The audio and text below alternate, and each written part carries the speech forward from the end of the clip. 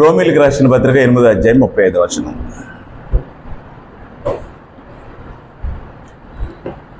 రోమా పత్రిక 8వ అధ్యాయము 35వ వచనం.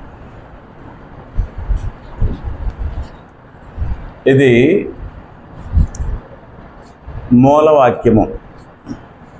మేము చెప్పబోయే ఈ లెసన్కి మూలవాక్యం. మూలవాక్యం అంటే ఇంపార్టెంట్ అన్నమాట. రోమపత్రిక 8వ అధ్యాయము 35వ వచనంలో అంతే ప్రశ్న. అది అక్కడ క్వశ్చన్ మార్క్ ఉంది చూడండి. క్రీస్తు ప్రేమ నుండి మనలను ఎడబాపు వాడెవడు అని ప్రశ్న ఉందా లేదా?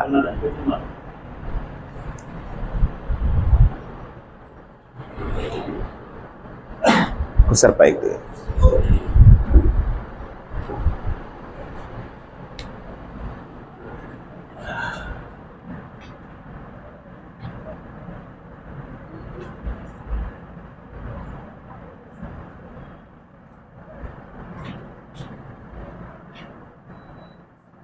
రోమా 8:35 ప్రకారము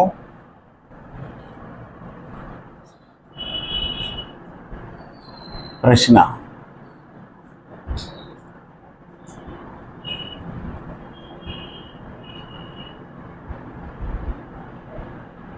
క్రీస్తు ప్రేమ నుండి నిన్ను లేదా నన్ను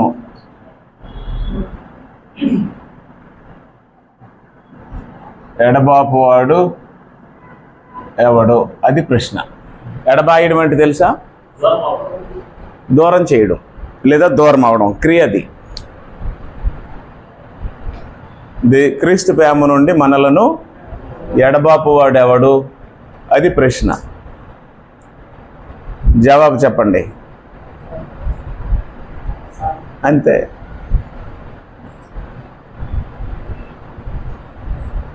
ప్రేమకి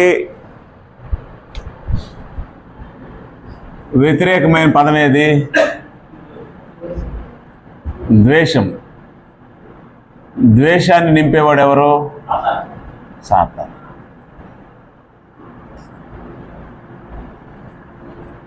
ఆన్సర్.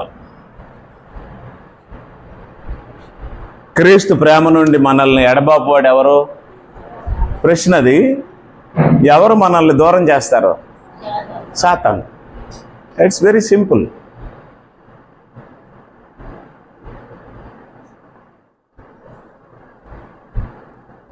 మొదటి యోహాను పత్రిక 4వ అధ్యాయం 8వ వచనంలో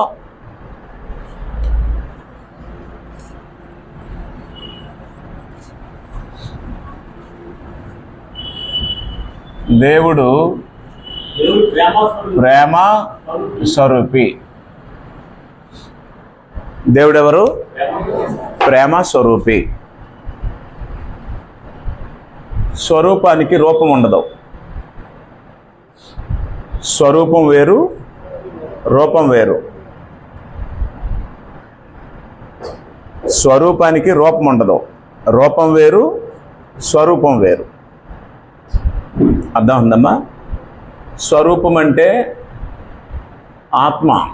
ఆత్మకు సంబంధించింది. రూపం అంటే శరీరానికి సంబంధించింది. ఇప్పుడు మీ శరీరానికి ఒక రూపం ఉంది, నా శరీరానికి ఒక రూపం ఉంది. అలాగే భూ వస్తువులన్నిటికీ ఒక రూపం కనబడుతుంది. ప్రతి వస్తువు ఒక్కొక్క షేపులో ఉంటుంది. అది రూపం. స్వరూపానికి ఏముండదు? పోలికలు ఉండవు, రూపం ఉండదు. కాబట్టి దేవుడు ఏ స్వరూపి అయి ఉన్నాడంటే చెప్పాడు యోహాను, ఆయన స్వరూపమే ప్రేమ. కాబట్టి ఆయన ఏం చేస్తాడు? మానవుల్ని ప్రేమిస్తాడు. దేవుడు మానవుల్ని ఏం చేస్తాడు? ప్రేమిస్తాడు. God so loved the world. దేవుడు లోకమును ఎంతో ప్రేమించెను. దేవుడు లోకాన్ని ప్రేమిస్తాడు.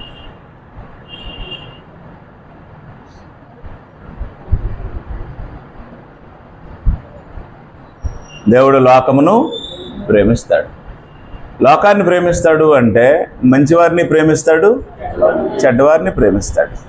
మంచివారి మీద చెడ్డవారి మీద తన సూర్యుని ఉదయింపజేస్తాడు. మత్తయి సువార్త 5వ అధ్యాయం. మత్తయి రాసిన సువార్త 5వ అధ్యాయంలో దేవుని ప్రేమ ఇలా ఉంటుంది.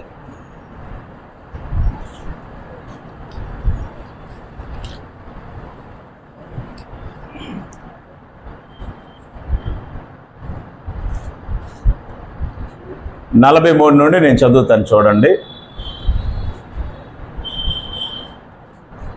మత్తయి సువార్త 5వ అధ్యాయము 43 నుండి, నీ పొరుగువాని ప్రేమించి నీ శత్రువుని ద్వేషించమని చెప్పబడిన మాట మీరు విన్నారు కదా.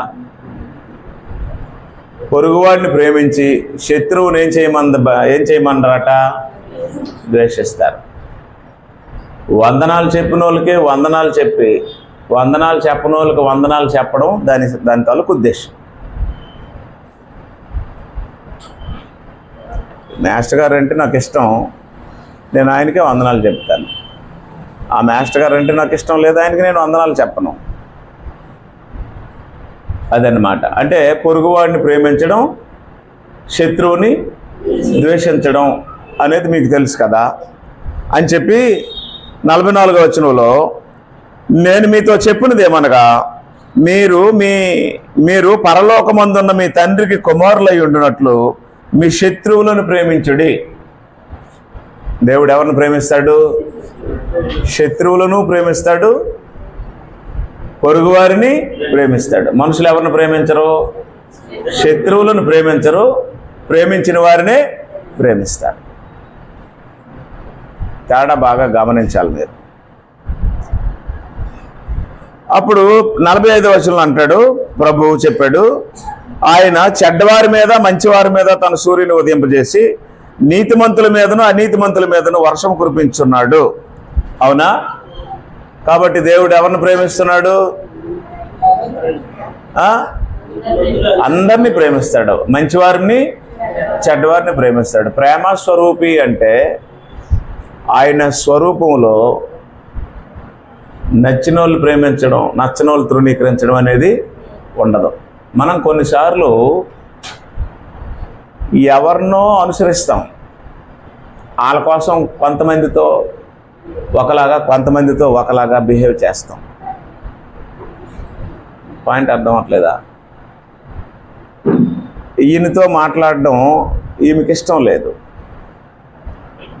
నేనంటే ఆ అమ్మకి ఎక్కువ ఇష్టం. అప్పుడు ఆయనతో ఆమె గురించి నేనేం చెయ్యాలి? మాట్లాడడం మానేయాలి. ఆయనతో నేను మాట్లాడడం మానేస్తే ఆమె బాధపడతా అని మనం ఏం చేస్తాం? ఇతరుల ఇష్టాన్ని పరిగణనలోనికి తీసుకొని మరికొంతమందిని ప్రేమించడం మానేస్తాం. అర్థం లేదా? అర్థం లేదా? అర్థం లేదా? మేరమ్మ అంటే నాకు ఇష్టం, రమ అంటే నాకు ఇష్టం లేదు. అప్పుడు నాకు ఇష్టం లేని రమతో మేరమ్మ మాట్లాడటం నాకు ఇష్టం లేదు. అది నాకు తెలుస్తుందని మేరమ్మ రమని ఏం చేసింది? కట్ చేసింది. ఇప్పుడు తన ఇష్టాన్ని చంపేసుకొని ఎవరి కోసం అలా ప్రవర్తిస్తుంది? నా కోసం అలా ప్రవర్తిస్తుంది. అది మానవ నైజం. ఇంకా అర్థం అవ్వలేదా? దేవుడు అలా చేసేవాడు.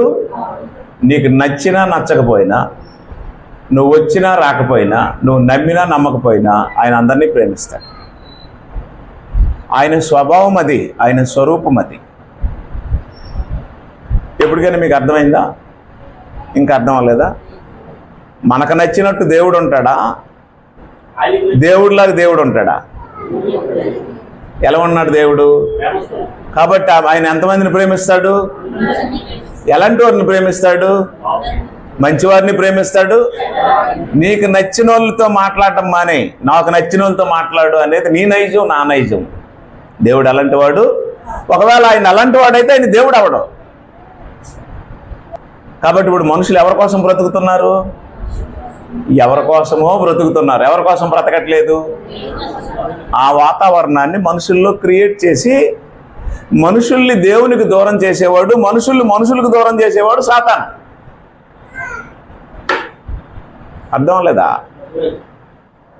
క్రీస్తు ప్రేమ నుండి మనలను ఎడబాపువాడు ఎవడో? మీరు వెంటనే సమాధానం చెప్పండి. ఎవడు మనల్ని దూరం చేస్తాడో? సాతాను దూరం చేస్తాడు. ప్రశ్న వేసాడు పౌలు, జవాబు చెప్పాలి సంఘం. రోమాలో ఉన్న సంఘానికి పౌలు ప్రశ్న వేశాడు, who will get you of from the love of Christ? క్రీస్తు ప్రేమ నుండి మిమ్మల్ని దూరం చేసిన వాడు ఎవడని ప్రశ్న వేస్తే సంఘం అంతా ఏమనుకోవాలి? మమ్మల్ని దూరం చేసిన వాడు సాతాను తప్ప ఇంకెవడు అని అనుకోవాలి. అప్పుడు దేవుడు ఎవరని బైబిల్ చెప్పింది? ప్రేమస్వరూపి. ఎలాంటి ప్రేమస్వరూపి? మంచివారిని ప్రేమిస్తాడా, చెడ్డవారిని ప్రేమిస్తాడా? లేదు రికమెండేషన్ మీద అయినా ప్రేమిస్తాడా, స్వతహాగా ప్రేమిస్తాడా? అది నీకు అర్థమైతే నీకున్న స్వేచ్ఛ, నీకున్న స్వాతంత్రం, నీకున్న దేవుడిచ్చినటువంటి తలాంతులను బట్టి దేవుని స్వరూపాన్ని సంపాదించుకోవడానికి ప్రయత్నించు. ఎవరి కోసమో బ్రతకు, ఎవరి ఇష్టాలు నువ్వు నెరవేర్చుకో, ఎవరి కోసమో మాట్లాడకు, ఎవరి కోసమో ప్రవర్తించుకు, ఎవరి కోసమో బ్రతకు. అర్థం అవట్లేదా? మీకు అర్థం అవ్వకపోతే నేను ఏం చేస్తాను? రోమిలకు రాసిన పత్రిక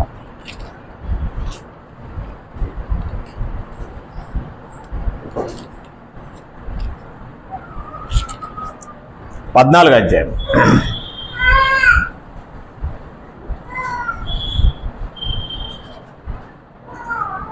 7వ వచనం.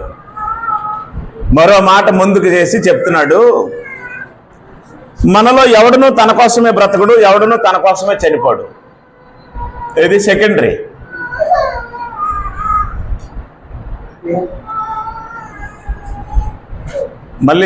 మళ్ళీ చదువుతున్నాను.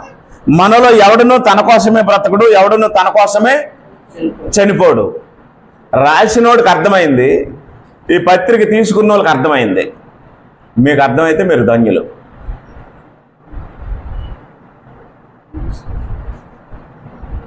నీకు స్వేచ్ఛను, స్వతంత్రాన్ని, శరీరాన్ని ఇచ్చిన దేవుడు ఎవరి కోసమో నువ్వు బ్రతకవలసిన అవసరమో లేదు, ఎవరి కోసమో నువ్వు మాట్లాడవలసిన అవసరం లేదు, ఎవరి కోసమో నువ్వు మానేవలసిన అవసరమో లేదు. దేవుడికి తన మీద డిపెండ్ అవ్వడం ఇష్టం, ఇతరుల మీద డిపెండ్ అవ్వడము ఇష్టం ఉండదు. అయితే ఇక్కడ మరొక అడుగు ముందుకేసి ఏం చెప్పాడంటే, అసలు నీకోసమే నువ్వు బ్రతకు, నీకోసమే నువ్వు చచ్చిపోకు. మరి ఏం చెయ్యాలన్నాడు? మనము బ్రతికినను ప్రభు కోసమే బ్రతుకుచున్నాము, చనిపోయినను ప్రభు కోసమే చనిపోతున్నాం అన్నాడు. కాబట్టి నువ్వు బ్రతికితే ఎవరి కోసం బ్రతకాలి? నీ కోసం బ్రతకడానికి వచ్చిన యేసు ప్రభు కోసం బ్రతుకు. నువ్వు చచ్చిపోయే పరిస్థితి వస్తే ఎవరి కోసం చచ్చిపోవాలి?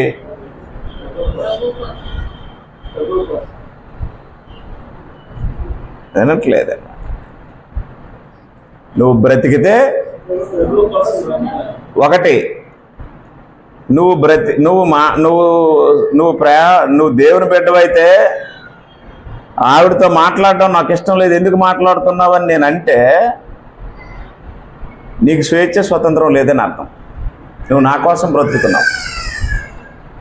రెండో విషయం ఏమిటి అంటే, నీ కోసం నువ్వు బ్రతికినా సరే పొరపాటే. ఎందుకంటే ఈ బ్రతుకు నువ్వు తెచ్చుకోలేదు, ఈ చావు నువ్వు తెచ్చుకోలేదు. ఎవరిచ్చారు అవి? దేవుడు ఇచ్చాడు. మూడో విషయం ఏంటంటే, నువ్వు బ్రతికితే ఎవరి కోసం బ్రతకాలి? నువ్వు చచ్చిపోతే ఎవరి కోసం చనిపోవాలి? ఆ స్థాయి ఆదిమ సంఘాలకు ఉంది, మొదటి శతాబ్దపు క్రైస్తవులకు ఉంది. ఇప్పుడు ఎవరికి లేదు. అంటే ఎవరికి లేదంటే అందరికీ లేదని నేను చెప్పట్లేదు. నాకు తెలిసినంత వరకు ఈ స్థాయిని చాలామంది అందుకోలేకపోయారు. కాబట్టి మీకోసం నేను ఆయనతో మాట్లాడడం మానేయడం ఏంటి? లేదు, మీరు మాట్లాడమంటే నేను ఆయనతో మాట్లాడడం ఏంటి?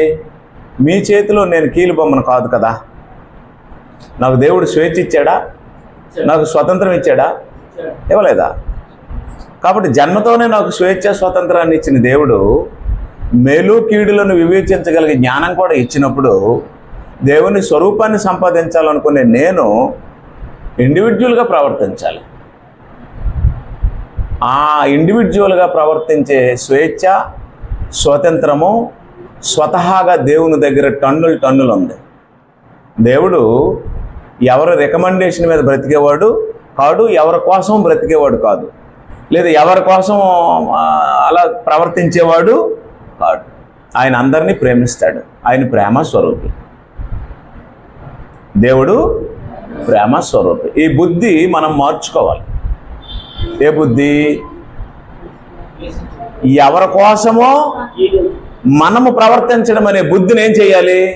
మార్చుకోవాలి. అలా మార్చుకుంటే ఏమవుద్దంటే మొదట్లో కొంతమందికి మనం శత్రువులు అవుతాం, తర్వాత శత్రువులు కూడా మనకేమవుతారు? మన దగ్గరికి వస్తారు. నువ్వు చేసిందే కరెక్ట్ అంట. మేము మొదట్లో తెలుసుకోలేకపోయాం, కానీ అసలు అలాగుంటేనే ఈ లోకంలో మంచిది, దేవుడికి కూడా ఇష్టమని లాస్ట్కి శత్రువులకు కూడా అర్థమవుతుంది. అయితే ఇది మీకు అర్థం అవడానికి కొంత ఏజ్ పడుతుందిలేండి. ఎందుకంటే కొన్ని దెబ్బలు తినాలి, కొన్ని చీవట్లు కాయాలి, గుండు మీద తన్నించుకోవాలి, కొంతమంది చేత నిద్ర లేకుండా నిద్రలేని రాత్రులు అనుభవించాలి, కొన్ని ఇంట్లో వాళ్ళు కూడా తిట్టాలి. నీకు అలాగే జరగాలే, నీకు ఇలా జరిగినా సిగ్గురాదు, నువ్వు వాళ్ళే నమ్ముతావులే, మమ్మల్ని ఎందుకు నమ్ముతావు అన్న మాటలు అనిపించుకోవాలి. ఇవన్నీ అనుభవాలు రావాలి. అప్పుడప్పుడు వస్తుంది ఈ బుద్ధి. ఇది తొందరగా వచ్చేసేది కాదు, బాగా ఆలోచించాలి. కాబట్టి దేవుడెవరు? మన రికమెండేషన్ మీద కొంతమందిని ప్రేమించడం, మనకు నచ్చకపోతే కొంతమందితో మాట్లాడటం మానేయడం అనేది దేవుడు చేస్తాడా? ఆయన మంచివారిని ప్రేమిస్తాడు, చెడ్డవారిని ప్రేమిస్తాడు. ఇప్పుడు చదవండి యోహాను సువార్త 3:16. దేవుడు లోకమును ఎంత ప్రేమించాడు అంటే ఆయన కుమారుడైన క్రీస్తుని బలిచ్చినంత ప్రేమించాడు. అవునా? ఆయన కుమారుడైన క్రీస్తుని ఏం చేశాడు? బలిచ్చినంత ప్రేమించాడు. అయితే ఎవరి కోసము అంటే, నా కోసం బలిచ్చాడు క్రీస్తుని. నాకు ఒక శత్రువు ఉన్నాడు, నా కోసం క్రీస్తుని బలిచ్చాడు. మా ఊర్లో నాకు ఒక శత్రువు ఉన్నాడు, నేనంటే అస్సలు పడదు అతనికి. నా మీద ఎప్పుడు ఏడ్చుకొని ఉంటాడు, నా గురించి అందరి దగ్గర చాడీలు చెప్తూ ఉంటాడు. నాకు ఒక శత్రువు ఉన్నాడు మా ఊర్లో. అప్పుడు ఈ బుద్ధి నాకు వస్తే నేనేమనుకోవాలంటే, ప్రేమస్వరూపి అయిన దేవుడు నా కోసము బలిచ్చాడు, వాడి కోసము బలిచ్చాడు. అంటే నాకు శత్రువు, కానీ వాడు దేవునికి శత్రువు కాడు కదా. కాబట్టి యేసుప్రభు రక్తం ఎవరి కోసం కార్చాడు? నా కోసము కార్చాడు, నాకు శత్రువు అయిన వాడి కోసము కార్చాడు అనేది మనకు అర్థమైతే, అప్పుడు ఇద్దరు శత్రువులు క్రీస్తు రక్తం చేత ఏమవ్వాలి? అసలు మీకేమీ తెలియదా? అన్నం కలుపుకొని ముద్దలు తినడం కూడా తెలియదు మీకు. ఏమి తెలియదండి అసలు. మనం గ్రహించలేవా? ఏం తెలుసు అంటే ఎల్లంటి కేకలేయడము, అరడము, పిల్లల మీద కోపం చూపించడం, మొగుల మీద కోపం చూపించడం, లేదా పిల్లల మీద కోపం చూపించడం, ఇవి తెలుసు మనకి. మన ఇష్టాన్ని నెరవేర్చుకోవడం తెలుసు. నేను చెప్తున్నది అసలు అర్థం అవ్వట్లేదు మీకు. ఒకవేళ ఇలా చెప్పకూడదేమో, నేను అంటే ఇంత లోతుగా చెప్పకూడదేమో. ఇప్పుడు మీకు నాకు పడదండి, మీకు అర్థమైనట్టు చెప్తున్నాను. మీకు నాకు పడదండి, శత్రుత్వం ఉందండి.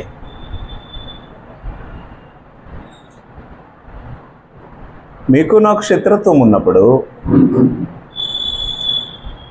మాస్టర్ గారికి మీకు ఫ్రెండ్షిప్ ఉందండి, మీకు నాకు పడదండి, శత్రువులం అయిపోయామండి. అప్పుడు మన మిత్రుడు ఆటోమేటిక్గా మనకు శత్రువు అయ్యాడు అనుకోండి. అప్పుడు ఈ శత్రువులైన వాళ్ళు ఇద్దరు ఏమైపోతారు? మిత్రులు అయిపోతారు కదా. అర్థం అవట్లేదా? ఈ మాస్టర్ గారికి నాకు పడదు, ఆయన్ని నేను ద్వేషిస్తున్నాను, దూషిస్తున్నాను, ఆయన గురించి అందరి దగ్గర చెడ్డ మాట్లాడాను.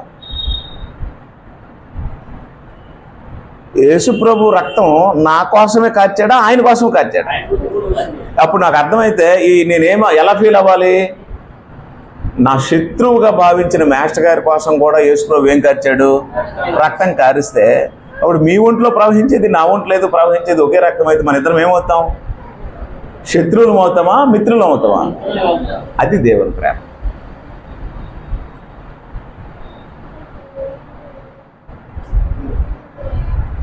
అది దేవుని ప్రేమ. అంటే భూమి మీద నీ శత్రువులు ప్రేమించు. శత్రువు ఆకలి కొని ఉంటే ఆహారం పెట్టు. నీ శత్రువు దాహంతో ఉంటే దాహం తీర్చు. అంటే మనకు నచ్చినట్టు ఉండేవాడు దేవుడు కాడు, దేవుడికి నచ్చినట్టు ఉండనవాడు భక్తుడు కాడు. దేవునికి నచ్చినట్టు ఉండేది భక్తి కాదు, దేవునికి నచ్చినట్టు ఉండేది భక్తి కాదు. మనకు నచ్చినట్టు ఉండేవాడు దేవుడు కాడు, మనకు నచ్చినట్టు ఉండేవాడు మనిషి. మనకు నచ్చినట్టు ఉండేవాడు మనిషి. బిర్యానీ ఇప్పిస్తాను, నాతోనే ఉండు, వాటితో మాట్లాడుకో అంటాం కదా. రా, నీకేది కావాలో అది వండుతాను, రా, నీకు మ్యాగీ నూడిల్స్ చేస్తాను, నాతోనే ఉండి, వాళ్ళతో మాట్లాడుకో, మన ఇద్దరం ఒకటే అంటాం కదా. దేవుడు అలాంటి వాడు కాడు. నీకు మంచి జావ వండుతాను, దేవుడు నువ్వు తిని, కానీ మా ఇంట్లోనే ఉండి వాళ్ళ ఇంటికి వెళ్ళకో అని మనం పదార్థాల చేత కంట్రోల్ చేసేవాడు దేవుడు. దేవుడు అందరినీ ప్రేమించేవాడు. కొంచెం స్థాయి పెరిగితే ఈ విషయాలు అర్థమవుతాయి.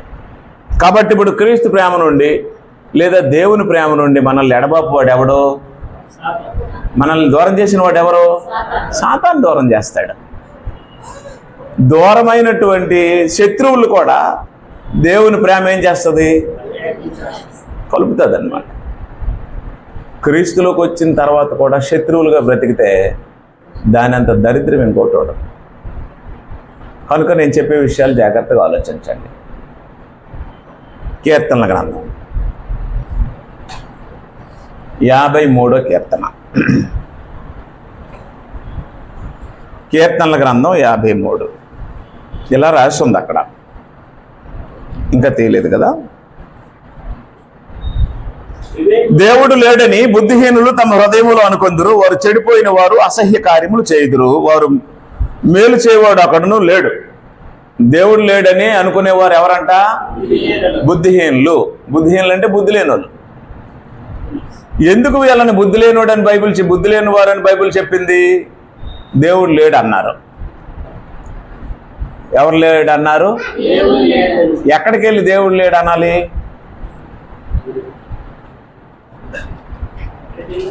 ఇప్పుడు లోకేశ్వరరావు గారు ఉన్నారో లేదో మీరు వెళ్ళి నాకు చెప్పండి అని ఒక మనిషిని పంపించాను. ఆవిడ బుద్ధున్నుడైతే ఎక్కడికి వెళ్ళాలి? వాళ్ళ ఇంటికి వెళ్ళాలి, అక్కడ లేకపోతే వాళ్ళ ఆఫీస్కి వెళ్ళాలి, అక్కడ లేకపోతే ఆయన స్పాట్కి వెళ్ళాలి. మొత్తం ఎంక్వైరీ చేసి అప్పుడు నాకేం చెప్పాలి? ఆయన లేరు అని చెప్పాలి. అవునా? మీకు అర్థం అవట్లేదా? ఇప్పుడు దేవుడు లేడనే వాడు ఎక్కడికి వెళ్ళలేదు? దేవుడి దగ్గరికి వెళ్ళలేదు, ఉన్నాడో లేడో అసలు ఎంక్వైరీ చేయలేదు. సింపుల్గా ఒక మాట అనేసాడు, ఏమని? దేవుడు లేడని. అప్పుడు దేవుడు ఏమన్నాడు? అంతే కదా. ఇప్పుడు నువ్వు ఉన్నావో లేదో నాకు తెలియాలంటే ఏం చేయాలి? నువ్వు ఎక్కడెక్కడ ఉంటావో లేదా నువ్వు ఏం చేస్తావో నీకు స్పాట్ ఏంటో నీ దగ్గరికి వచ్చి ఎంక్వైరీ చేసిన తర్వాత అప్పుడు తమ్ముడు లేడు అంటే అర్థం ఉంటుంది. కాబట్టి బుద్ధిహీనులని ఎందుకు ఎంత పెద్ద మాట అన్నాడు అంటే వారు దేవుని గురించి యోచించిన వారు కాదు. దేవుడు లేడని బుద్ధిహీనులు తమ హృదయాలు అనేసుకుంటారు, వాళ్ళ ఇష్టం అది. అప్పుడు 2వ వచనంలో ఏమన్నాడంటే వివేకము కలిగి దేవుని వెతకవారు కలరేమో అని దేవుడు ఆకాశము నుండి నరులను చూచి నరులను పరిశీలించెను. కాబట్టి దేవుడిని ఏం చేయమంటున్నాడు? దేవుని వెతకండి. ఏం చేయమన్నాడు?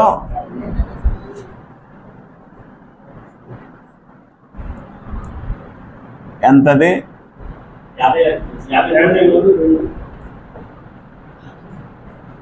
దేవుడిని ఏం చేయమన్నాడు?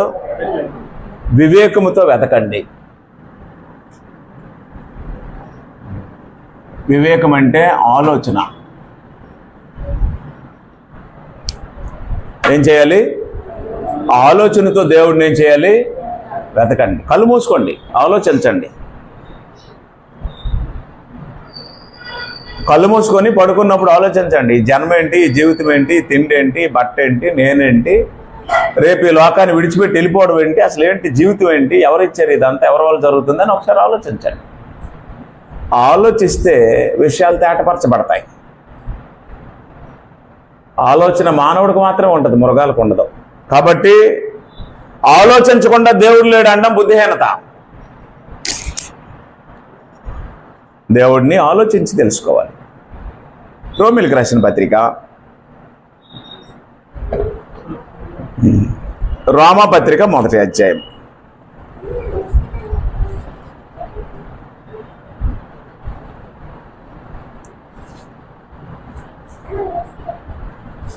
రోమపత్రిక 1వ అధ్యాయం 18వ వచనం నుంచి చదువుతాను.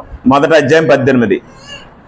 దుర్నీతి చేత సత్యమును అడ్డగించు మనుషుల యొక్క సమస్త భక్తిహీనత మీద, దుర్నీతి మీద దేవుని కోపం పరలోకము నుండి బయలుపరచబడుచున్నది. ఎందుకనగా దేవుని గురించి తెలియశక్యమైనది ఏదో అది వారి మధ్య విశదమై ఉన్నది, దేవుడు అది వారికి విశదపరచెను. ఆయన అదృశ్య లక్షణములు అనగా ఆయన నిత్యశక్తి, దేవత్వమును, జగదత్పత్తి మొదలుకొని సృష్టించబడిన వస్తువులు ఆలోచించడం వల్ల తేటపడుచున్నవు కనుక వారు నిరుత్తరులై ఉన్నారు. మరియు వారు దేవుని ఎరిగి ఆయన దేవునిగా మహింపరచలేదు, కృతజ్ఞతాస్తుతులు చెల్లింపలేదు, కానీ వారు తమ వాదములు యందు వ్యర్థులైరి. అవునా? 22. వారి అవివేక హృదయము అంధకారమయమాయను, తాము జ్ఞానులమని చెప్పుకొని బుద్ధిహీనులైరి. వారు అక్షయుడకు దేవుని మహిమను క్షయమగు మనుషుల ఎక్కి, పక్షుల ఎక్కి, చతుష్పాద జంతువులు ఎక్కి, పురుగుల ఎక్కి ప్రతిమ స్వరూపముగా మార్చిరి. వారు దేవుడిని గురించి ఏం చేయలేదని రాశాడు? ఆలోచించలేదు. రోమపత్రిక 1వ అధ్యాయము 23 నుంచి 25 వచనాల్లో ఆలోచించండి. దేవుడి గురించి ఏం చేయాలి? You just think. ఆలోచించు. ఆలోచిస్తే తెలుస్తుంది. ఆలోచనే వివేచన. ఆలోచన లేకపోతే బుద్ధిహీనత వస్తుంది. అపోస్తుల కార్యములు 17వ అధ్యాయం. లూకా రాసిన అపోస్తుల కార్యములు 17వ అధ్యాయంలో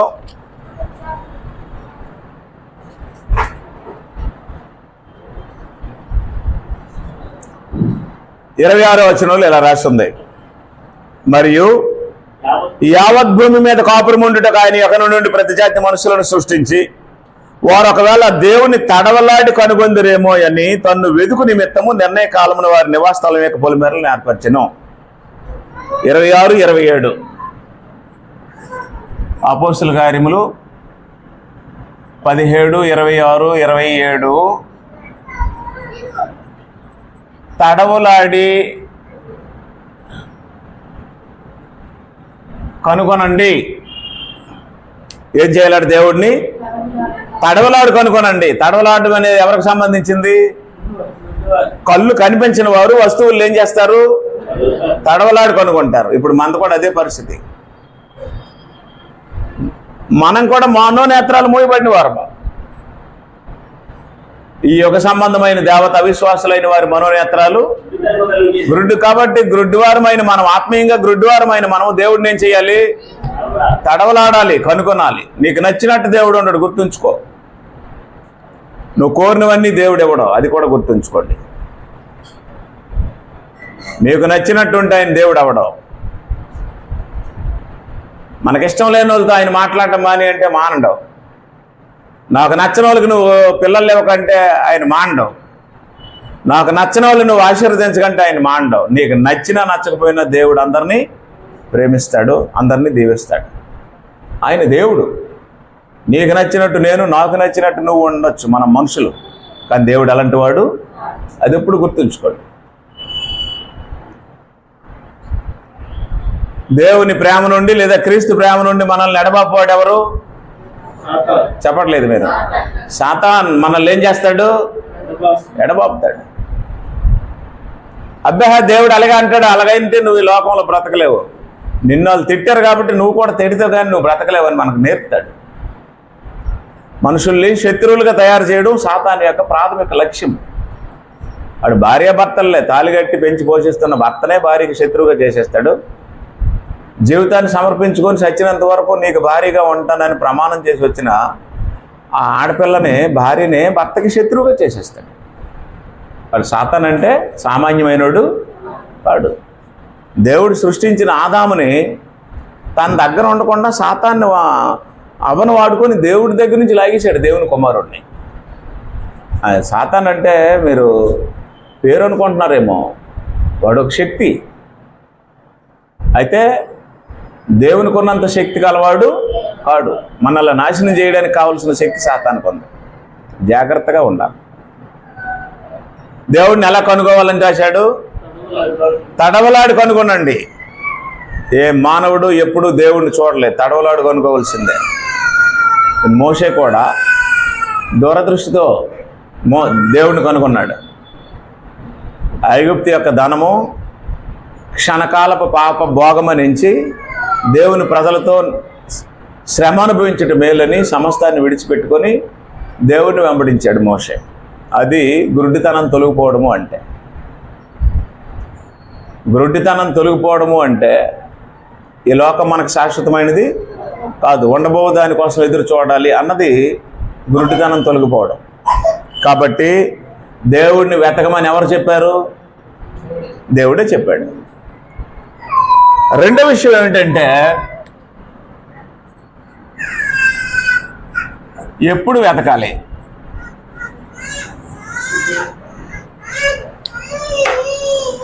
దేవుడిని ఎప్పుడు వెతకాలి? ఎప్పుడు తెలుసుకోవాలి దేవుడిని? జనరల్గా అయితే ఒక మనిషి దేవుడిని ఎప్పుడు తెలుసుకోవాల్సిన వయసు ఏది? ప్రసంగి గ్రంథం 12వ అధ్యాయం. దేవుడిని ఎప్పుడు ఎతకాలని బైబిల్ చెప్పిందంటే ప్రసంగి గ్రంథం 12వ అధ్యాయము. చిన్న మాట ప్రసంగి గ్రంథం 12వ అధ్యాయం. దుర్దినములు రాకముందే. ఏ దినాలు అంటే దుర్దినాలు వస్తాయా? దుర్దినాలు వస్తాయి. దుర్దినములు రాకముందే ఇప్పుడు వీటి యందు నాకు సంతోషము లేదని నీవు చెప్పు సంవత్సరములు రాకముందే, తేజస్సునకు సూర్యచంద్ర నక్షత్రములకు చీకటి కమ్మకముందే, వాన వెలిసిన తరువాత మేఘముల మరల రాకముందే నీ బాల్య దినములు యందే నీ సృష్టికర్తను స్మరణకు తెచ్చుకొనుము. ఎప్పుడట? ఎప్పుడు తెలుసుకోవాలి దేవుడిని చెప్పాడు ప్రసంగి? ప్రసంగి 12:1-2లో బాల్యంలోనే తెలుసుకో. ఎప్పుడు తెలుసుకోవాలి దేవుడిని? చెప్పాలి మీరు. మనం తెలుసుకోవడానికి లేట్ అయిపోయింది కదా. మనం తెలుసుకునేటప్పటికి లేట్ అయింది, బాల్యం దాటిపోయింది. మనం ఎన్నో పాపాలు చేసిన తర్వాత మారాం, అవునా కాదా? అంటే తెలుసుకోవలసిన టైంలో మనం తెలుసుకోలేదు కాబట్టి దేవుణ్ణి తెలుసుకోలేని కారణం చేత మనం అనేక పాపాలు చేశాం. ఆ పాపాలు కూడా చేయకుండా ఉండాలి అంటే ఎప్పుడు తెలుసుకోవాలి? బాల్యంలోనే తెలుసుకోవాలి. ఆదికాండం 8వ అధ్యాయం.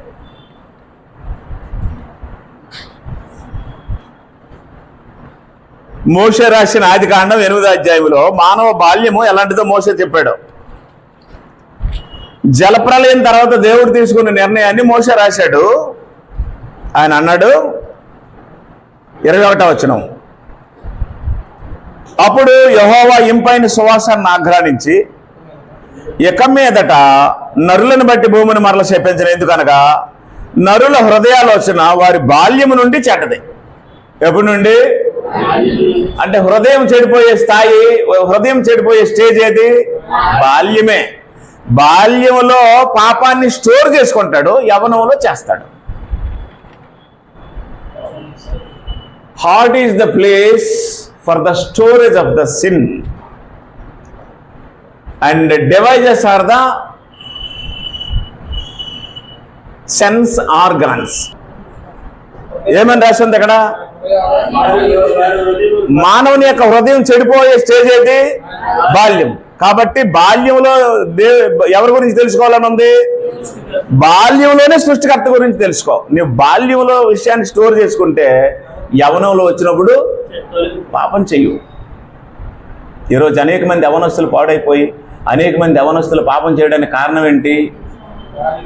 చిన్నప్పుడు వాక్యము తెలియకపోవడము. ఇప్పుడు పాపము వాళ్ళు మనం అనడానికి లేదు, వాళ్ళ తల్లిదండ్రులకి తెలియదు, వాళ్ళకేంటి చెప్తారు? ఏం సార్, ఇప్పుడు మా అమ్మ మా నాన్నకి వాక్యం తెలియదు, నాకు చెప్పలేదు, నేను ఎన్నో పాపాలు చేశానంటే నాకు చెప్పాలంటే మరి వాళ్ళకి తెలియాలి కదా. వాళ్ళకి తెలియకంటే నన్ను ఎలా కంట్రోల్ చేస్తారు? ఇప్పుడు ఉదాహరణకి సమూయేలు ఎలా బ్రతికాడు? ఎప్పటి నుంచి వాక్యం తెలిసింది? మరి ఎందుకు తాగుతైపోతాడు? ఏనాయనా మోషే ఎన్ని లక్షల మందిని నడిపించాడు? కొన్ని లక్షల మందిని నడిపించాడు. ఎప్పటి నుంచి వాక్యం నేర్చుకున్నాడు? బాల్యం నుండి నేర్చుకున్నాడు. మీరు దావీదు గురించి చూడండి, బాల్యం నుండి వాక్యం నేర్చుకున్నాడు, ఒక దేశానికి ఏమయ్యాడు? చక్రవర్తి అయ్యాడు. యోసేపు గురించి చూడండి, యోసేపు యవనంలో ఒక స్త్రీ వచ్చి ఆయన్ని అల్లరి చేసి పాపం చేయడానికి చేశాడా? చేయలేదంటే హృదయంలో ఏముంది? వాక్యం ఉంది. కాబట్టి వాక్యం నేర్చుకోవడం అనేది ఎప్పుడు స్టార్ట్ అవ్వాలి? బాల్యంలో స్టార్ట్ అయితే యవనంలో ఏం చేయరు? పాపం చేయరు. చాలా మంది తల్లిదండ్రులు నాకు వచ్చి ఏం చెప్తారంటే, మా అబ్బాయి కోసం ప్రార్థన చేయండి, మాట వినట్లేదు, మా అమ్మాయి కోసం ప్రార్థన చేయండి, మాట వినట్లేదు అని అంటున్నారు. ఇప్పుడు ఎలా వింటారు? స్టేజ్ ఏమైపోయింది? స్టేజ్ దాటిపోయింది. అంటే బాల్యంలోనే దేవుని యొక్క వాక్యాన్ని నేర్చుకోండి అని చెప్పాడు. నేర్చుకునే స్టేజ్ ఏది? వాళ్ళు ఇప్పుడు సురేష్ కూతుర్లు ఉన్నారు, ఇప్పుడు వాళ్ళకి అన్నీ తెలిసిపోయాయి. నీ చిన్న కూతురు కూడా అన్నీ తెలుసు. డాడీ ఎవరో తెలుసు, అమ్మ ఎవరో తెలుసు, తాత ఎవరో తెలుసు, అంకుల్ ఎవరో తెలుసు. ఇప్పుడే దేవుడు ఎవరో కూడా తెలుసుకోవాలి. అప్పుడు దేవుడు ఎక్కడున్నాడమ్మా అంటే అక్కడ ఉన్నాడని చెప్పాలి. దేవుడు ఎవరమ్మా అంటే మన తండ్రి అని చెప్పాలి. మనకి ఎంతమంది దేవుళ్ళమ్మ అంటే ఏం చెప్పాలి? మనకు అక్కడే దేవుడు అని చెప్పాలి. అంతే, ఆవిడ లైఫ్ ధన్యం అయిపోతుంది. సామెతల గ్రంథం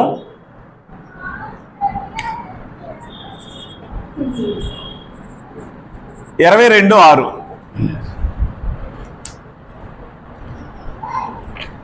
సామెతల గ్రంథము 22:6లో ఇలా చెప్పాడు సొలొమోను.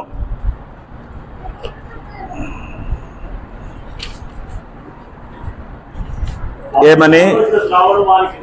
అది సంగతి. ఎప్పుడు నేర్పాలట? బాల్యంలోనే నేర్చుకో. దేవుడు తన గురించి ఎప్పుడు నేర్చుకోమన్నాడు? బాల్యంలోనే నేర్చుకోండి. బాల్యంలో నేర్చుకుంటే పెద్దవాడు అయినప్పుడు త్రావ నుండి తొలగిపోడు. దేవునికి ఇష్టమైన వయసు అది. ఇప్పుడు ఈ పిల్లలు ఉన్నారో, ఈ దేవుని సహవాసం, దేవుని సన్నిధి ఇప్పటి నుంచి పిల్లలకు చెప్పారు అనుకోండి, పాపానికి దూరంగా ఉంటారు. పాపానికి దూరంగా ఉంటారు. చిన్నప్పటి నుండి చేయి పట్టుకొని ఆరాధనకు తీసుకెళ్ళి దేవుని సన్నిధిలో నిలబెట్టి నా కొడుకుని పెంచితే దేవుడి గురించి, ఆరాధన గురించి, యేసు ప్రభువు గురించి, రక్షణ గురించి సమస్తము చెప్పి 10th క్లాసు పాస్ అయిన వెంటనే నా కొడుకు బాప్తిసం ఇస్తే ఈరోజు దేవుడిలో నిలబడి ఉన్నాడు. ఎక్కడ ఎవరిని మోహపు చూపు చూడడం కానీ, ప్రేమించడం కానీ, ఎవరితో మాట్లాడడం కానీ, ఇతర విషయాలు అతనికి అనవసరం. అంటే ఆయనలాగా ఉండవలసిన నేను వాక్యం తెలియక ఎన్నో పాపాలు చేశాను. బాల్యంలో వాక్యం పడినటువంటి ఆయన తాను చేయవలసిన ఎన్నో పాపాలకి దూరం అయిపోయాడు. అంటే నా ప్రశ్న ఏంటంటే, పాపం చేయకపోతే మనం బ్రతకలేమా? ఇప్పుడు ఈ అబ్బాయి ఉన్నాడు, చిన్నప్పటి నుంచి వాక్యం పడుతుంది, ఆయన ఎక్కడున్నా సరే తప్పు చేయడు. ఇంకొక అబ్బాయి ఉంటాడు, చిన్నప్పటి నుంచి వాక్యం లేదు, యవ్వనం వచ్చిన తర్వాత అవతప్పిపోతాడు. ఆ మనిషి బ్రతుకుతాడు, ఈ మనిషి బ్రతుకుతాడు. నా పాయింట్ మీకు అర్థమైందా? ఇప్పుడు పాపం చేయకపోతే బ్రతకలేడా? బ్రతుకుతాడు. పాపం చేసినోడు బ్రతుకుతాడా? పాపం చేసినోడు బ్రతుకుతాడు. మరి తేడా ఏంటంటే నిత్య జీవాన్ని కోల్పోతాడు. పాపం చేసిన వాడు ఇద్దరు అన్నం తింటారు, ఇద్దరు స్కూల్కి వెళ్తారు, ఇద్దరు బట్టలు వేసుకుంటారు, ఇద్దరు వర్క్ చేస్తారా, అంతే. అది ఒక డిసీజ్ వచ్చేస్తుంది. పాయింట్ అర్థమైందమ్మా? కాబట్టి వాక్యం ఎప్పటి నుంచి తెలియాలి? మనకు ఎలాగా భాగ్యం లేదు, కనీసం మన పిల్లలకైనా బాల్యం నుండి వాక్యం నేర్పిస్తే మనం ఎన్ని పాపాలకు అయితే దగ్గర అయ్యామో అన్ని పాపాలకు మన పిల్లలు దూరం అవడానికి అవకాశం ఉంది. ఇప్పుడు ఫ్యాషన్ వరల్డ్ కదా, ఇప్పుడు టీవీ మన ఇంట్లోనే ఉంటుంది, సెల్ మన చేతిలోనే ఉంటుంది, అంతా మన ప్రపంచం అంతా మన కంట్రోల్, మన సెల్ మన చేతిలోనే ఉంది. మనం ఎలా చేయాలనుకుంటే అలా చేసుకోవచ్చు. దానికి తోడు మనకి వయసు వస్తుంది, పెద్దోళ్ళం అవుతాము, భయం పోతుంది, మన ఇష్టం. అప్పుడు సాతాను ఏం చేస్తాడు? క్రీస్తు ప్రేమ నుండి, దేవుని ప్రేమ నుండి మనల్ని ఏం చేస్తాడు? దూరం చేస్తాడు. అది మీరు ఎప్పుడు గుర్తుంచుకోండి. నేను 100 సార్లు మీ యవనస్తులందరికీ ఇలా చెప్పడానికి గల కారణం ఏంటంటే, మీ స్వేచ్ఛని, మీ శరీరాన్ని, మీకు దేవుడిచ్చినటువంటి ఈ జీవితాన్ని సాతానికి అప్పచెప్పకండి. సాతానికి అప్పచెప్పి మనం దేవునికి దూరం అవ్వకూడదు. దేవుని ప్రేమ నుండి ఆడు మనల్ని దూరం చేస్తాడు. నీ తల్లి ప్రేమ కంటే, నీ తండ్రి ప్రేమ కంటే వాడు గొప్పోడేమీ కాదు. కాబట్టి ఎప్పుడు మనిషి దేవుడిని తెలుసుకోవాలని రాస్తుంది? బాల్యంలోనే దేవుడిని తెలుసుకోవాలి. ఇప్పుడు మనకు ఒక అవకాశం ఉంది. ఎలాగంటే ఇప్పుడు మన పిల్లలకి, మన పిల్లలకి మనం చెప్పగలం. ఇప్పుడు ఆయన పిల్లలకి ఆయన చెప్పారు, రేపు మీ పిల్లలు పుట్టారు అనుకోండి, కాలు దగ్గర కూర్చోబెట్టి చెప్తారు, మీరు మనకు ఒక్కడే దేవుడు రా నాయన జాగ్రత్త అని. మన పూర్వీకులకి, మన పెద్దోళ్ళకి ఆ మహాభాగ్యం లేదు, మనకు చెప్పలేదు వాళ్ళు. కాబట్టి ఏం జరిగింది అంటే, బాల్యములోనే దేవుడిని తెలుసుకోవాలి. మోషే ఎప్పుడు తెలుసుకున్నాడు? పెద్దవాడైనప్పుడు తెలుసుకోలే, బాల్యంలోనే తెలుసుకున్నాడు. బాల్యంలో దేవుడిని తెలుసుకొని ఏం చేశాడంటే, హెబ్రీలకు రాసిన పత్రిక, వాళ్ళమ్మ పాలు పెట్టినప్పుడు దేవుడు ఎవరో చెప్పేసింది ఆయనకి, వాళ్ళమ్మ ఒడిలో వేసుకున్నప్పుడు దేవుడు ఎవరో చెప్పింది ఆయనకి. అందువల్ల ఆయన ఏం చేశాడట, 24వ వచనం చూడండి, 11:24. మోషే పెద్దవాడైనప్పుడు, ఎప్పుడు? మోషే పెద్దవాడైనప్పుడు అప్పుడు విశ్వాసమును బట్టి ఐగుప్తు ధనము కంటే క్రీస్తు విషయమైన నింద గొప్ప భాగ్యమని ఎంచుకొని అల్పకాలము పాపభోగం అనుభవించుట కంటే దేవుని ప్రజలతో శ్రమ అనుభవించటం మేలని యోచించుకొని ఫరో కుమార్తె యొక్క కుమారుడని అనిపించుకున్నట్టు ఒప్పుకోలేదు. ఒప్పుకున్నాడా? రండి బాబు, నేను ఫరో కుమార్తె యొక్క కుమారుడిగా ఉంటానని అనుకున్నాడా? హలో, నా వైపు చూడండి, వాళ్ళు కూర్చుంటాను. ఫరో కుమార్తె కుమారుడైతే చక్రవర్తి పెంచింది కదా. ఫరో కుమార్తె యొక్క కుమారుడైతే చక్రవర్తి, కానీ చక్రవర్తిగా ఉంటానని అనుకున్నాడా? నేను శ్రమ అనుభవిస్తానని అనుకున్నాడా? శ్రమ అనుభవించడానికి సిద్ధపడు దేవుని కోసం, కానీ చక్రవర్తి కుమారుడిగా ఉండి అష్టైశ్వర్యాలు భోగభాగ్యాలు అనుభవించడానికి ఒప్పుకోకు అని పాలు పెట్టినప్పుడు చెప్పింది వాళ్ళమ్మ. ఒగ్గుపాలతో నేర్పించింది. అందువల్ల హృదయంలోనికి దేవుని వాక్యం వెళ్ళిపోయింది. లేకపోతే అంతటా ఐగుప్తు దేశాన్ని తృణప్రాయంగా వదిలేసి వచ్చేది ఏంటండి? అర్థం అవట్లేదా? ఈరోజు మానవుడు భూమి మీద దేనికోసం బ్రతుకుతున్నాడు? లోకం కోసమే కదా. ఆ లోకంలో ఉండే రాజ్యాల్లో ఐగుప్తు రాజ్యం అద్భుతమైనది. అలాంటి రాజ్యాన్ని కూడా ఏం చేశాడు ఆయన? ఇది క్షణకాలము పాపభోగం అని చెప్పి ఐగుప్తు దేశాన్ని, రాజరికాన్ని, పెంచిన తల్లిని, ఫరో చక్రవర్తి అయిన తాతని సమస్తాన్ని విడిచిపెట్టి మిద్యాన్ అరణ్యంలో 40 సంవత్సరాలు కాపరిగా బ్రతికాడు, గొర్రెలు కాసుకొని బ్రతికాడు. కాబట్టి దాని ఎఫెక్ట్ ఏంటి అంటే, ఆయన అలాంటి నిర్ణయం తీసుకోవడానికి గల కారణం ఏంటంటే, బాల్యములోనే దేవుని యొక్క వాక్యాన్ని బాల్యంలోనే తెలుసుకున్నాడు, బాల్యంలోనే నేర్చుకున్నాడు. బాల్యము చాలా గొప్పది. బాల్యము తెల్ల కాగితం లాంటిది. ఇప్పుడు ఆ పాప ఉంది, హృదయం ఎలాగుంటుంది? ప్లెయిన్గా ఉంటుంది. మీరు ఇప్పుడు ఏమి చెప్తే అవే వస్తాయి. మీరు బైబిల్లో పలానా అధ్యాయం కంఠస్థం చేసామంటే చేసేస్తుంది. మీరు నేషనల్ యాంథమ్ కంఠస్థం చేయమంటే కంఠస్థం చేసేస్తుంది. ఏది చెప్తే అది చేసేస్తారు పిల్లలు. అలాగ చేసే పిల్లలే గిన్నీస్ బుక్లో వస్తుంటారు. కారణం ఏంటంటే మన హృదయాల్లో ఉండే ఈ కళ్ళే కపటము వాళ్ళ హృదయాల్లో ఉండదు. అంతటి ప్లెయిన్గా తెల్లకాయితంలాగా వాళ్ళ హృదయాలు ఉంటాయి. ఈ వయసు నుండే మనకు అక్కడే దేవుడు అనే బోధన వారికి తెలియచేయాలి. నేను ఒక విషయం చెప్పాను మీకు. నెంబర్ 1 ఎవరిని తెలుసుకోవాలి? నెంబర్ 2 ఎప్పుడు తెలుసుకోవాలి?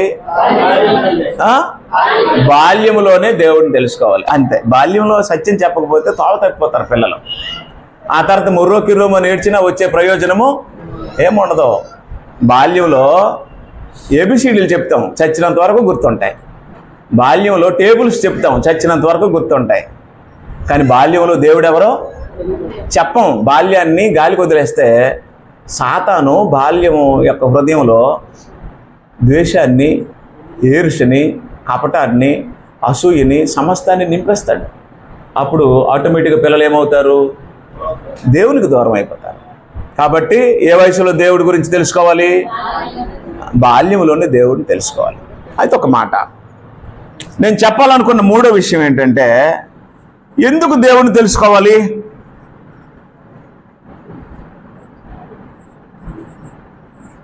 లేదా ఎందుకు దేవుడిని నమ్మాలి? ఇప్పుడు దేవుడిని నమ్మిన వాళ్ళకి దేవుడిని నమ్మని వాళ్ళకి ఏమైనా తేడా ఉందా? ఉంది, లేదు. ఎలాగో 2 చెప్తాను వినండి. ఇప్పుడు ఈ సిటీలో దేవుడిని నమ్మని వాళ్ళు ఎక్కువ మంది ఉన్నారు కదా, లేరా? ఇప్పుడు వాళ్ళకి జరగలేదా? వాళ్ళకి ఇల్లు లేవా? పిల్లలు లేరా? ఆస్తులు లేవా? చెప్పండి అమ్మా. వాళ్ళ పిల్లలు బాగా చదువుకోలేదా? ఉద్యోగాల్లో సెటిల్ అవ్వలేదా? మరి ఎందుకు దేవుడిని నమ్మాలి వాళ్ళు? మనం వెళ్ళి మాట్లాడితే వాళ్ళు ఏమంటారంటే, మాకు ఏమి లోటు ఉందని మేము ఎందుకు అసలు దేవుడిని నమ్మాలని మాట్లాడతారు. వాళ్ళు మేము నమ్మం అసలు అనేస్తారు. 2వది, దేవుడిని మనం నమ్మాం. మనమే కాదు, మనలాంటి వాళ్ళు చాలామంది దేవుడిని నమ్మిన వాళ్ళు ఉన్నారా? నమ్మనోళ్ళ కంటే మనం బాగున్నామా? నమ్మనోళ్ళ కంటే మనం తక్కువ స్థాయిలో ఉన్నామా? మనకే శ్రమలు, బాధలు, కష్టాలు, టైఫాయిడ్లు, మలేరియాలు, కీళ్ళ నొప్పులు, రక్తహీనత, గైనిక్ ప్రాబ్లమ్స్, మనకే ఈ సమస్యలు, నిందలు, బాధలు ఉన్నాయా లేవా? మనకే నిద్ర పట్టని రాత్రులు, మనకే టెన్షన్లు. వాళ్ళకి ఏ టెన్షన్స్ ఏముండవు. మరణ యాతనలు ఉండవట, మరణ భయం ఉండదట. మన కళ్ళు ఏమో కిందని మచ్చలు వచ్చేస్తాయి ఆలోచనల వల్ల, నీరసం వచ్చేస్తుంది. వాళ్ళకేమో కళ్ళు దగ్గర కిందని ఉబ్బు ఉంటుందట, హ్యాపీగా ఉంటారు వాళ్ళు. బైబిల్లో రాసి ఉంది. దేవుని నమ్మని వారు అలాగుంటారట. అయితే నా ప్రశ్న ఏంటంటే, మరి నమ్మడం ఎందుకు? 1 కొరింథీ పత్రిక 15వ అధ్యాయం 19వ వచనం. 1 కొరింథీ పత్రిక 15వ అధ్యాయం 19వ వచనంలో భక్తుడు ఇలా రాశాడు, ఎందుకు నమ్మకూడదట? 1 కొరింథీ 15:19.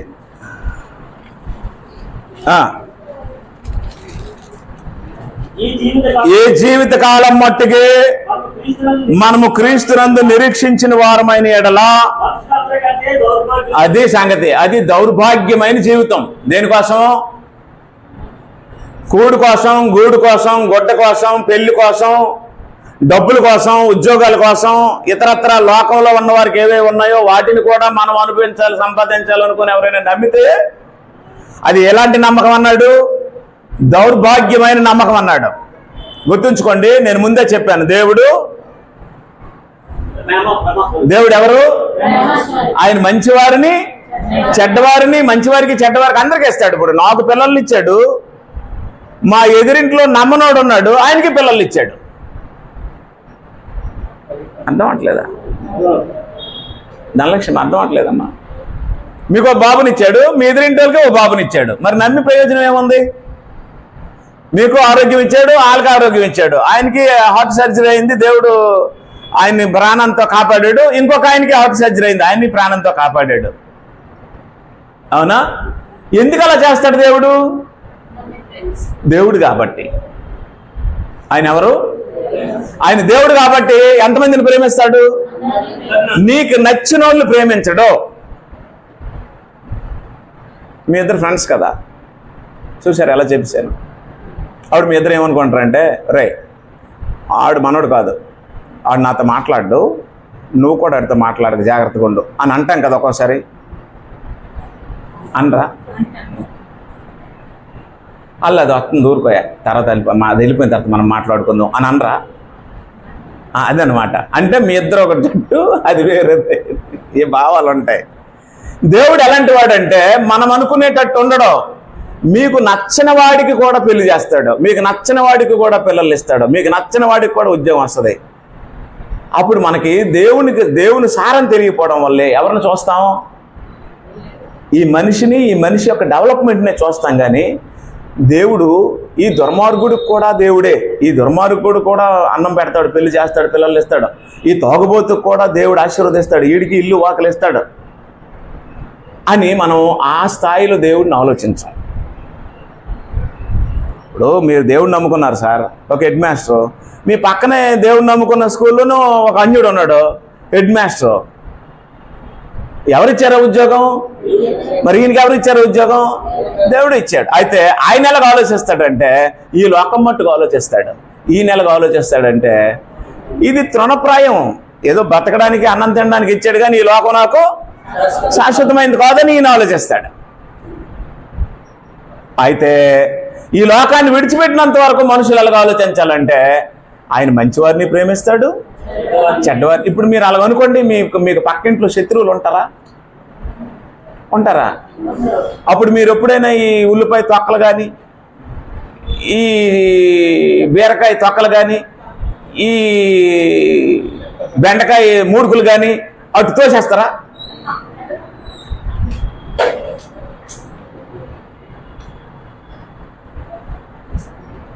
పోనీ ఒకవేళ వాళ్ళ వస్తువులు మీ ఇంటికి వచ్చేసాయి, మీ రోడ్డు మీద మీ ఇంటి మీదకి వచ్చాయి అనుకోండి. ఇప్పుడు మీరు వాళ్ళని బట్టి శత్రువులుగా ఫీల్ అవుతారా? ఇది తెలిస్తే, దేవుడి ప్రేమ స్వరూపం తెలిస్తే దానికేముంది, వాళ్ళకి ఆ దేవుడే, నాకు ఆ దేవుడే. ఆయన వాళ్ళని ప్రేమిస్తున్నాడు, నన్ను ప్రేమిస్తున్నాడు. నేను ఎలా తుడిచినప్పుడు కొంచెం చీపురుతో ఎలాగ అనేస్తాను, ఏమైపోయింది అనేసి మీరు 2-3 సార్లు అలా చేయండి. వాళ్ళ ఇంటి ముందు మీరు అలా చేస్తున్నారని సీసీ కెమెరాలో కానీ అలా కనబడింది అనుకోండి, అప్పుడు ఆటోమేటిక్గా ఏం చేస్తారు? మీరు నమ్మిన దేవుడు గొప్ప దేవుడు అమ్మా, మేమే మిమ్మల్ని కొన్నిసార్లు ఇలాగ అన్నాం, కానీ మీ దేవుడు మా కోసం కూడా ప్రార్థన చేయండి అంటారు. అనరా? అర్థం చేసుకోండి. ఏమండి? మేలు చేసి కీడుని చేయించాలి. తిట్టినోళ్ళు తిడితే నీకేంటి వస్తుంది? శపించిన వాళ్ళు శపించితే నీకేమొస్తుంది? దూషించిన వాళ్ళు దూషిస్తే మీకేమొస్తుంది? వందనం చెప్పిన వాళ్ళకే వందనాలు చెప్తే మీకేమొస్తుంది అని ప్రభు చెప్పలేదా? అన్యులు చేసే పనులు అవి.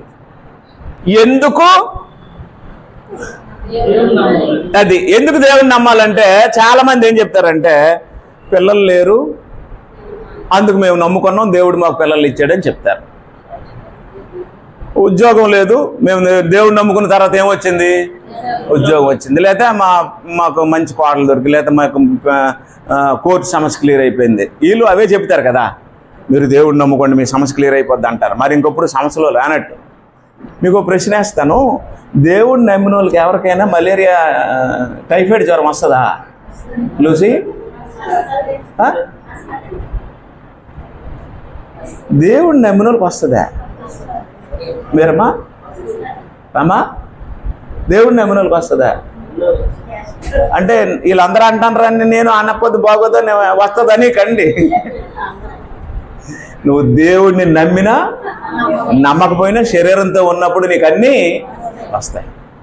నేను వచ్చి మాటికి సంవత్సరానికి టైఫాయిడ్ జ్వరం వచ్చేస్తుంది చెల్లి, ఆ ప్రభు హస్తం నీకు తోడై ఉంటుంది, నువ్వు బాప్తీసం తీసుకొని నీకు జ్వరమే రాదు అన్నాను అనుకోండి, ఆ బాప్తీసం చెల్లదు. నువ్వు దేనికి నమ్మావు? టైఫాయిడ్ జ్వరం రాకుండా ఉండని నమ్మావు. నమ్మిన తర్వాత జలుబో లేకపోతే ఏదో నీళ్ళు తాగేసావు, టైఫాయిడ్ జ్వరం వచ్చిన తర్వాత అప్పుడు ఏమంటావు? ఇక అన్నట్టు నన్ను బాప్తీసం ఇచ్చాడు, ఇది రాదని మళ్ళీ వచ్చేసింది అని మళ్ళీ ఎక్కడికి వెళ్తావు? మళ్ళీ గుడికి వెళ్తావు. పాయింట్ అర్థమైందా? ఎంతోమంది తాము అనుకున్నవి జరగలేదని, తాము అనుకున్న దానికోసం బాప్తిజం పొంది అనుకున్నవి ఇక్కడ జరగలేదని మళ్ళీ ఎక్కడికి వెళ్ళిపోయారు? మళ్ళీ వెనక్కి వెళ్ళిపోయారు. కానీ ఇక్కడ బైబిల్ ఏం చెప్పింది తెలుసా? నువ్వు నమ్మితే దేవుడిని ఎందుకు నమ్మాలి అంటే,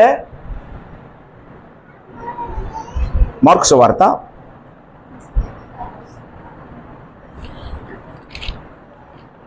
ఇంకా తీయలేదా?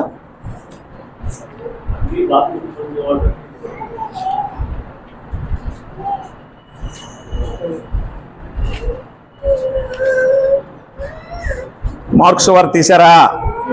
12వ అధ్యాయం 30వ వచనం.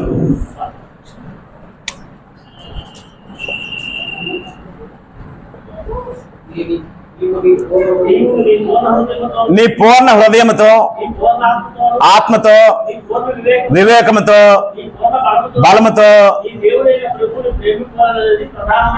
దేవుని ప్రేమించడానికి నమ్ము. నువ్వు నమ్మితే ఎవరిని ప్రేమించడానికి దేవుడిని నమ్మాలి? దేవుడిని ప్రేమించడానికి దేవుడిని నమ్ము. ప్రేమ 4 రకాలు. 1 దేవుని ప్రేమ, 2 భార్యాభర్తల ప్రేమ, 3 బంధువుల ప్రేమ, 4 అన్నదమ్ములు అక్క చెల్లెళ్ళ ప్రేమ. ఇందులో మనిషికి జీవితంలో చివరి వరకు ఉండే ప్రేమ భార్యాభర్తల ప్రేమ. చచ్చిపోయిన తర్వాత కూడా ఉండే ప్రేమ దేవుని ప్రేమ. కొన్నాళ్ళుండి తెగిపోయే ప్రేమ బంధువుల ప్రేమ. పెళ్ళిళ్ళు అయిన తర్వాత ఎవరి మట్టుగా వెళ్ళిపోతే తెగిపోయే ప్రేమ పిల్లల ప్రేమ. మనకి హృదయం ఇచ్చింది ఎవరు? మనసు ఇచ్చింది ఎవరు? స్వేచ్ఛ ఇచ్చింది ఎవరు? బలం ఇచ్చింది ఎవరు? అప్పుడు మనల్ని ఎందుకు నమ్మమంటున్నాడు ఆయన?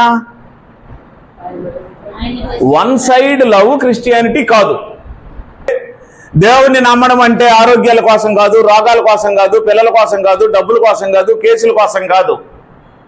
నీకు హృదయము, మనస్సు, మనస్సాక్షి, బలము, శక్తి, స్వేచ్ఛ, స్వతంత్రం సమస్తం ఇచ్చిన దేవుణ్ణి నువ్వు ప్రేమించడానికి నమ్మాలి. దేవుణ్ణి ఏం చేయాలి? రోమీయులకు రాసిన పత్రిక 8వ అధ్యాయం 28వ వచనం.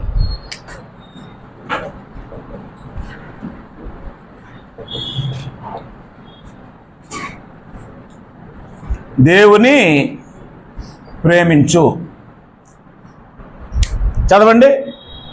రోమపత్రిక 8:28. ఎందుకనగా 28. అది ఎవరికి? దేవుని ప్రేమించు వారికి అనగా. అదే సంగతే. ఒక్క మాటలో మీకు చెప్పాను నేను. క్రైస్తవ్యం అనేది 1 సైడ్ లవ్వా, 2 సైడ్స్ లవ్వా? ఎలాగా?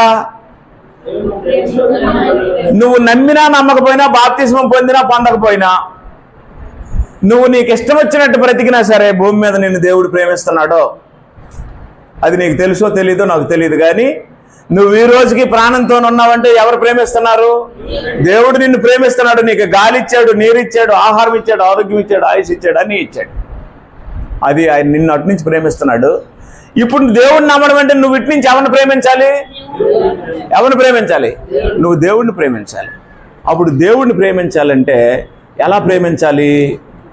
మత్తయి సువార్త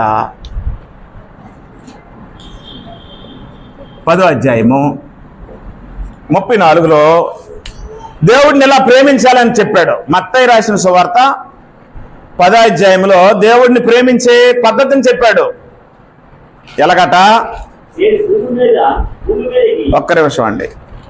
మత్తయి సువార్త 10వ అధ్యాయము 34 నుండి, నేను భూమి మీదకి సమాధానం పంపవచ్చునని తలంచుకొని ఖడ్గమునే గాని సమాధానమునకు పంపుటకు నేను. అంటే ఇదేంటిది?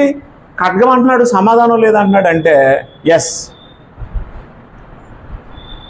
నువ్వు ఒక భార్యవి, ఒక భర్తకి భార్యవి, నువ్వు ఒక తల్లివి, ఒక కొడుకుకి తల్లివి, నువ్వు ఒక యజమాని కింద ఉన్న ఒక ఇల్లాలవి.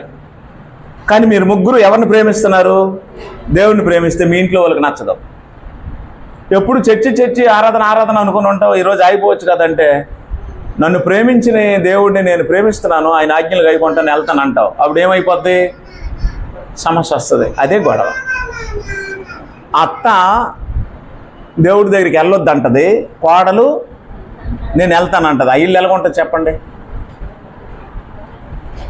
పోనీ అత్తే దేవుడి దగ్గరికి వస్తుంది, కోడలు మీ చర్చికి నేను రాను అంటది. అప్పుడు ఆ ఇల్లు ఎలాగుంటుంది? పోనీ తండ్రి వచ్చాడు, కొడుకు రాలేదు, కొడుకు నేను రాను, నువ్వు వెళ్ళు, నేను రాను అన్నాడు. అప్పుడు ఆ ఇల్లు ఎలాగుంటుంది? మనశ్శాంతి ఉంటుందా? అదే అన్నమాట. అంటే కొంతమంది నమ్ముతారు, కొంతమంది నమ్మరు. నమ్మినోళ్ళు నమ్మనోళ్ళు కలిసి ఉన్న ఇంట్లో వాతావరణం ఇలా ఉంటుందని చెప్పాడు. అయితే నమ్మినోళ్ళు ఎలా ప్రేమించాలని చెప్పాడు? 36వ వచనంలో 37లో, తండ్రినైనను తల్లినైనను నాకంటే ఎక్కువగా ప్రేమించేవాడు నాకు పాత్రుడు కాడు, కొడుకుని గాని కూతుర్ని గాని దేవుని కంటే ఎక్కువగా ప్రేమించిన వాడు దేవుడికి పాత్రుడు కాడు. 39, తన ప్రాణమును దక్కించుకునేవాడు దాన్ని పోగొట్టుకును గాని నా నిమిత్తము తన ప్రాణం పోగొట్టుకునేవాడు దక్కించును. అంటే దేవుడిని ప్రేమించడం అంటే ఎలా ప్రేమించాలట? ప్రాణం కంటే ప్రేమించాలి. ముగిస్తున్నాను నేను.